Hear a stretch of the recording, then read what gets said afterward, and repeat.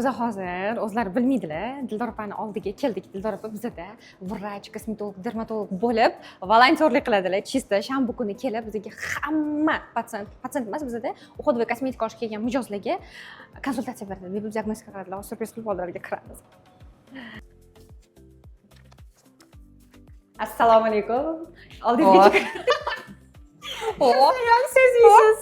Qalaysiz? Zo'rsiz, o'zingiz qanaqasiz bo'lishlaringiz zo'r. Kстати, men tanishtiray. Bizani vrach dermatologimiz Dildor opa. Biz faqat doktorlar bilan ishlaymiz. Shunchaki uходовый kosmetika, uyda домашний уход qilinadigan narsaga ham biz vrachlarning yordami bilan maslahat beramiz.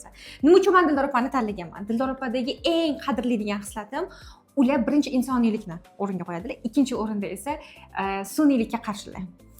Ignalar bilan ishlash yoki fillerlar bilan ishlash, nitlar bilan ishlashni xohlamaydilar. Doim birinchi eng tabiiy yechimni beradilar. Ilojsiz qolgan holatda keyin o'sha meditsinskiy xitрость nima deydi?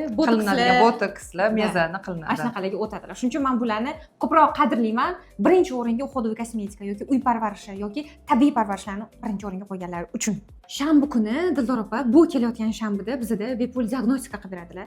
Ichkaridan, tashqaridan hamma muammolarga назначение yozadilar va yuzingizga mos keladigan o'qitlarni tanlab beradilar, podbor qilib beradilar. Yordam tegsa xursandman.